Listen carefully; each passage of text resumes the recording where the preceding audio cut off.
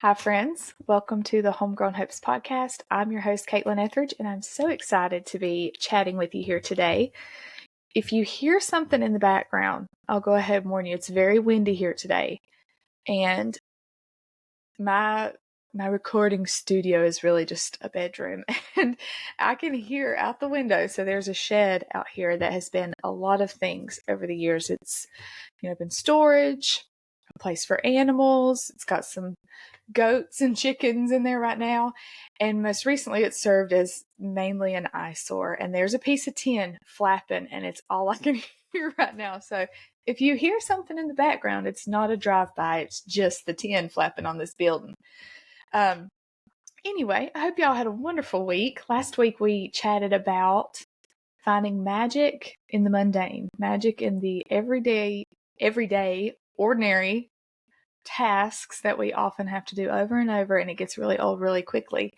And the topic I want to talk about today can kind of build on that a little bit, because it's an area that can get really not fun very quickly, but it does have the potential to be magical.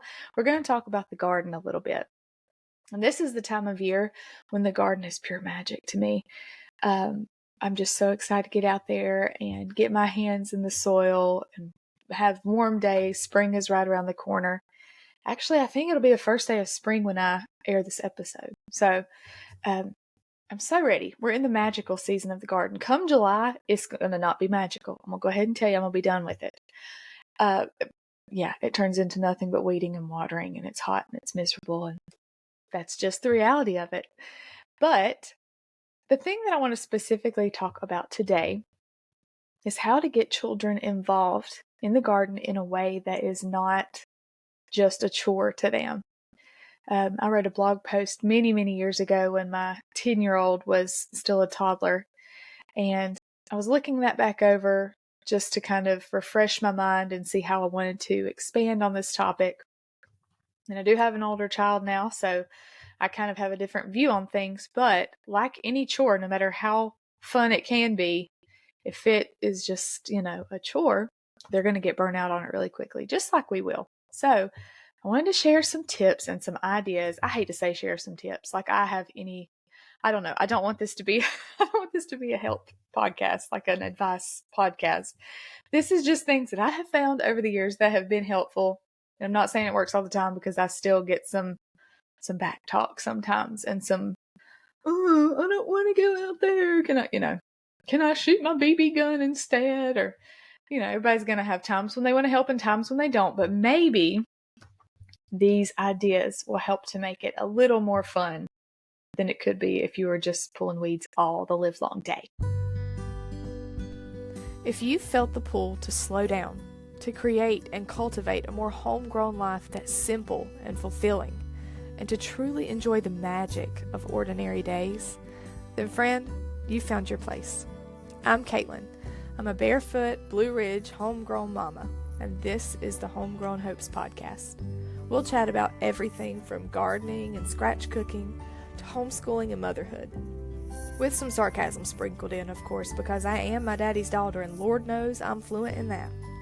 Just know that whatever it is we're discussing, I am by no means an expert, and I'll never claim to be. I'm just sharing my experiences, the good and the bad, and making the most of the little moments in between. I'm so excited you're here, and so humbled that you've chosen to follow along and hopefully join me in cultivating our homegrown hopes. So, the first thing, I'm going to pull up my little list here. The first thing that I wrote, no, it's not. It's not the first thing I wrote.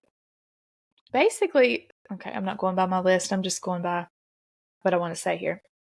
I think, and this is true for all things, getting them involved in any chore around the house, making them feel like what they're doing is important, like they are actually contributing, like they are actually a big help, because they are. My 10-year-old works like a grown man. He helps me so much.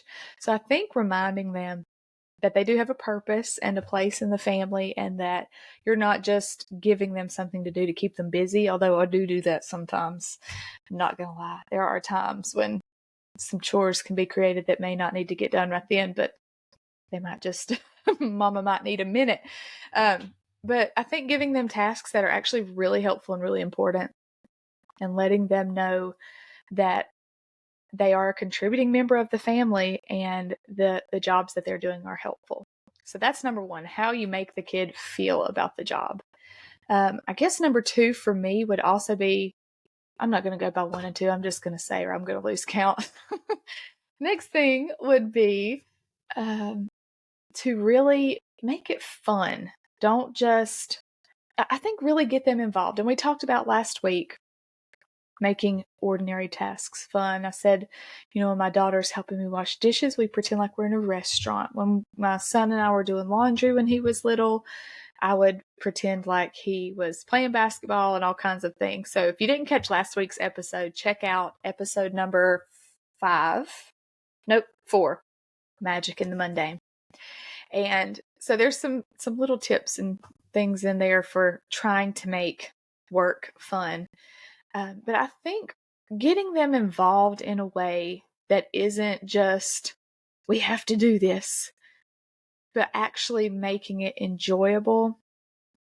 And some ways that I have done that are giving them their own area. So that may not be the exact help that you need in that time. Maybe I just really need a child to go in there and weed around the carrots.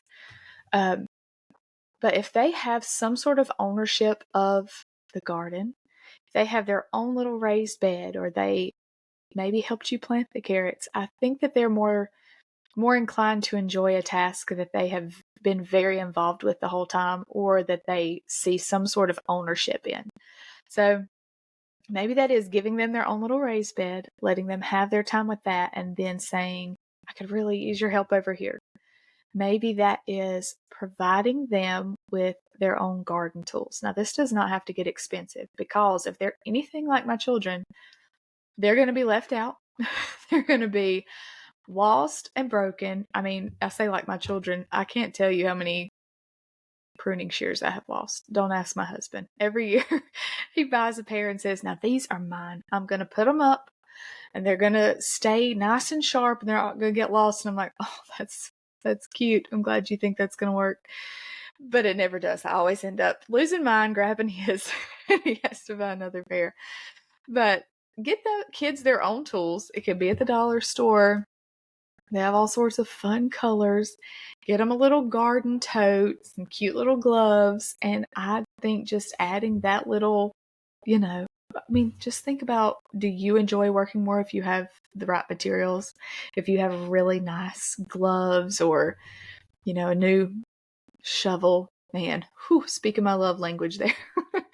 But maybe get them their own little set of tools, and that could be a good opportunity to teach responsibility, which apparently I need to work on, even in myself, to keep up and let's see if we can keep track of our tools for the whole summer. And at the end of the summer, we'll have a ice cream party if you still have all your shovels. So giving them fun tools to work with, giving them their own space to work in, and really getting them involved in the whole process. Like I said, maybe they actually help you plant. Now, this is something that I have struggled with, because I really like to see perfectly straight rows. And if you got a child throwing seeds out there, those rows are not going to be the straightest. There are ways to, of course, try to encourage that. I have before, had the kids go out with me and stretch a line on a garden row, have them, hold the other end, tie it off, all the things to really show the entire process of, man, we worked really hard to trench a straight line here. Now let's work really hard to actually put the seeds down in the trench that we have dug. Also lost my train of thought there. I looked outside and a bird flew by. If you're wondering just how frazzled my brain is today. Getting them involved in the entire process. This is something that I feel really strongly about, because there are certain things that my children won't eat. In general, they're pretty good about trying things. And I think part of that might be because, and I don't know, I'm not a nutritionist. I do not have the answers. Once again, I'm just sharing my experience. But even from the time that they were really, really little, they were helping me grow things in the garden. They were seeing, a carrot is so much more exciting when you pull it out of the ground yourself. Kids don't really get excited when they see a carrot in the grocery store. Mine don't anyway. But when they go out there and they have planted that carrot seed and gotten so excited when a green top finally comes up, if it does, because carrots are not the easiest to grow. Just going to say, I've struggled with those over the years. But once they see the green top coming out, and then the fun day when they actually get to pull it up out of the dirt, and carrots are one of my very favorite things to harvest, by the way. So much fun. But when the kid actually pulls it out of the dirt, I've got kids that will actually just wipe the dirt off and eat it out of the garden. They're not doing that if I buy carrots at the grocery store. They're not getting in the veggie drawer of the refrigerator and saying, "Can I please just have a raw carrot?" Doesn't happen. But if they've been involved in the entire process, start to finish, of seeing a seedling grow into a little sprout, and then they pull it out of the ground, and then they bring it in the house and clean it off and help you chop it and make dinner with it, suddenly that carrot becomes really appealing. Now, there are certain things that probably is not going to work with, but for the most part, that has been a really easy way for me to have my kids always be open-minded to trying something, even if they don't love it after they try, at least they tried it. This season of Homegrown Hopes is brought to you by the Holistic Homestead Conference. Have you ever dreamed of slowing down and becoming more intentional?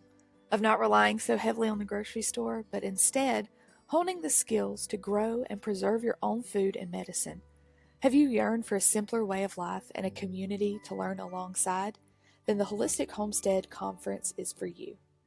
Nestled in the foothills of western North Carolina at Henry River Farms, this conference is a way to learn real-life homesteading skills in person and hands-on.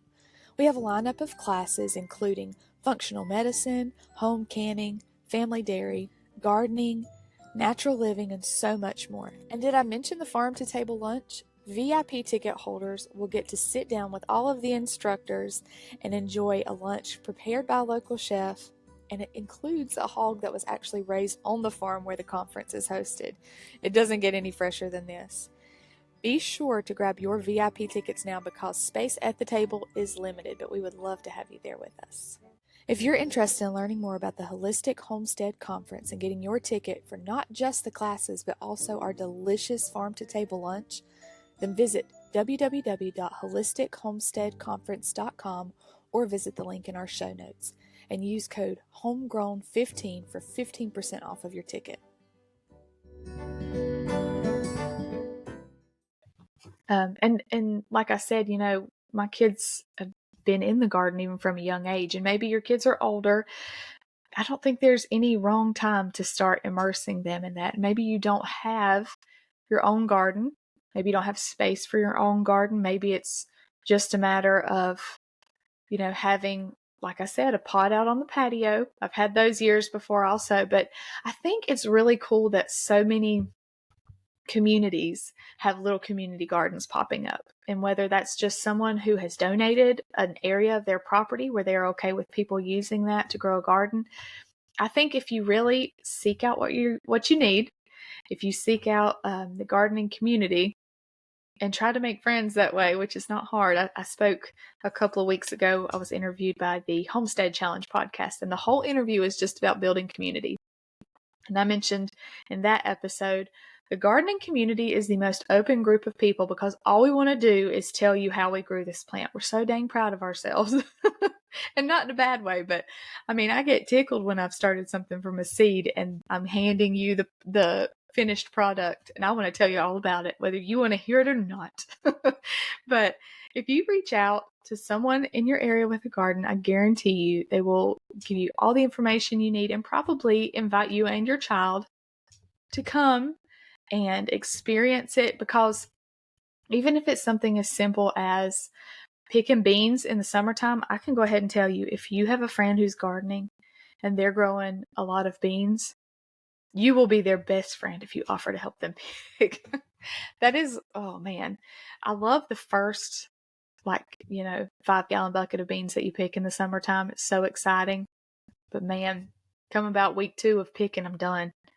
I don't want to sit out there and pick beans anymore.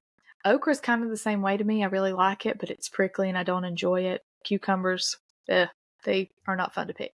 But all of that to say, if you have a friend or you make friends with someone who has a garden, I guarantee you they will find some job to allow you and your child to participate in. And reach out to your local extension office. There are a lot of master gardener programs, youth gardening programs, 4-H clubs that do things like this.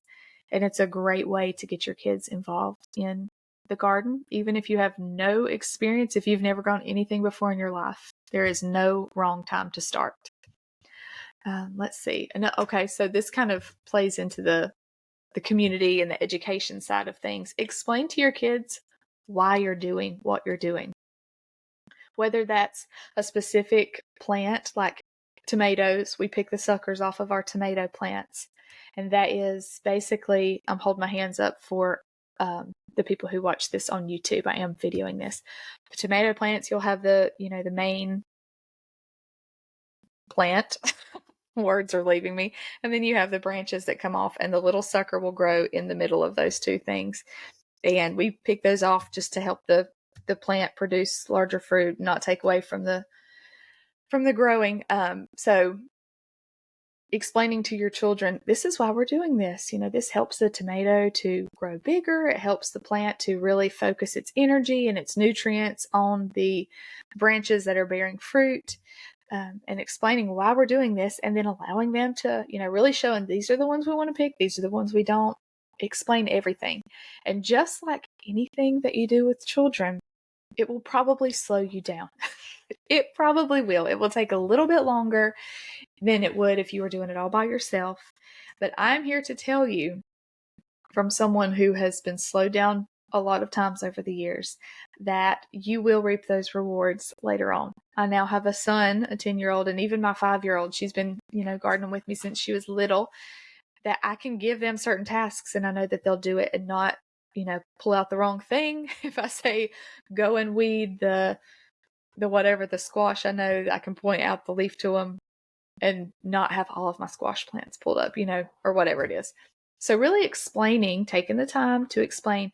Now, that doesn't mean that it's going to happen every time. I understand sometimes you just have a limited window. You got to get out there and get it done. And that happens to me also. And I try not to say, you've just got to let me do this. Now, I know sometimes I crack. I try not to say, you're going to have to give me a minute. And you can tell by my voice, I've said this before, you're going to have to get out of my way. I try not to talk like that because that's very discouraging for a child that wants to be involved, even if they're slowing you down. So maybe that's a time to give a really simple, mundane task like, can you help me spread the mulch around these raised beds? Or can you go around and count how many tomato plants we have? I really need to know exactly how many tomato plants we have. Can you go check and make sure that you don't see any slugs on the strawberries? If you see any slugs, you pull them off, or you let me know. There are a million little mundane tasks like that, busy work that you can give if you're in a crunch and you just need to get someone out from under your feet. It is possible to do with kindness. I know, because I have done it with and without kindness. But if you can really keep the garden fun, which, like I said, is probably not going to be that much fun come July in the heat, but if you can try to keep it fun, try to keep them engaged, then I think that makes a huge difference. And that means not only making the garden a priority and making it important when you're out there actually in the garden harvesting or weeding or planting or watering, whatever you're doing, but maybe incorporating that into your life indoors. Also reading books that pertain to gardening, reading books about children who have grown their own food, or even there are some really fun children's cookbooks. And I think that, and they're very simple, and I think that's such a fun way to let the kids get involved in the growing and in the cooking. And like I said, from my experience, that has led to more eating, or at least trying to eat. But I think if you can get them involved, give them a job, even if it's a busy work job, sometimes give them a job, make them feel like they're important and what they're doing matters. Really involve them in the process, explain start to finish, and start as soon as you can. I mean, I can remember having my children out there like crawling around in the garden. And I'm the type of person, I'm a little bit of a germaphobe, but I would let my kid crawl around in the dirt all day long before I would let them crawl around in a store. The earth germs don't bother me like people germs do. I would have the kids out there crawling around.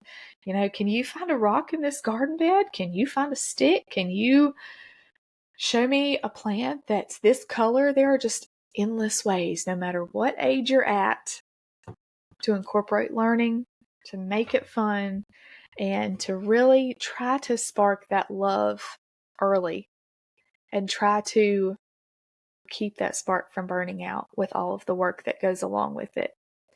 It can be really easy to have burnout with gardening, and a lot of adults experience that.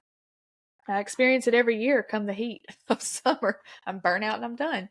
But I think making it fun, making them feel like what they're doing is important, giving them some fun little tools so they can go along, it can really make a difference. I certainly see a decade into parenting. My son is 10 years old. He's always been involved in the garden. Even from the time he was little, he was riding the tractor with us. Oh, another one, not just gardening, but kind of farm related. I'll branch off. This made me think of it. Let them collect eggs. You're going to have some broken eggs, and we'll go ahead and tell you, but that's a really cool way, another way to get them involved in where their food comes from, keep them connected to that. And I think that just has so many benefits all around. Let them help you feed the animals. Let them help you gather eggs or harvest vegetables or fruit, whatever you're growing, or even, going to a local farm, going to the farmer's market if you're not growing your own food, and really talking with the farmers and just getting more connected with it. But specifically for today, those are my tips for surviving garden season with children and doing it well in a way that they will have fun and that makes them feel like they are really part of the whole experience and gives them a little bit of ownership over that. So I hope you enjoyed my ramblings for today. I'm actually going to go out and mess in my garden a little bit now, because as I sit here giving a podcast on gardening, you would die if you saw what my beds look like right now. I have really let them rest this winter. I have, we'll call it cover crop. Really, it's just some chickweed that's grown over everything. So we've got some good cover crop going unintentionally. I've got areas where the mulch that is around the raised beds has been washed out by rains and needs to be replaced. I've got onions that are still in the ground from last year that weren't really doing much, and I thought, oh heck, I'll just leave them in the ground and see what happens. Well, here's what happens when you leave them in the ground. They rot. So I have rotten onions in the ground. I took a video. So go over to my Instagram page. I'm going to post it today. This is exciting. It's exciting for me. If you're a gardener, you'll understand. The first little asparagus sprout sticking up out of the ground. I looked and looked, and I pulled back if you've ever grown asparagus, it's like a jungle in there by the end of the summer. So I pulled back all of the sprigs that were sticking out all over the place, and I thought, man, we're mid-March. I can't believe I don't see any asparagus coming up yet. And there was one little spear, and that was 2 days ago, so it's probably like a tree by now. But anyway, I'm going to go down there and weed some things and get ready, because it's about that time, y'all. It's about that time. So anyway, I hope y'all have a wonderful week. If you would like to learn more about gardening, I will put a shameless plug. You're going to hear the commercial in this episode. But also, if you're local to Western North Carolina, we have a Holistic Homestead Conference coming up with an incredible gardening class. So check that out. The website is holistichomesteadconference.com. Link in the show notes, as well as a discount code, which you heard about. So if you know nothing about gardening, it'd be a great way to learn. Anyway, and kids are welcome. Get your kid. Oh man, I hit my microphone. I talk with my hands. Sorry. I'm going to sit on my hands now. Children will also be involved in the Holistic Homestead Conference, so it'd be a great way to get them excited about it and see the community that's built around the gardening world. So hope y'all have a wonderful week. Thank you so much for tuning in, and I will talk to you soon.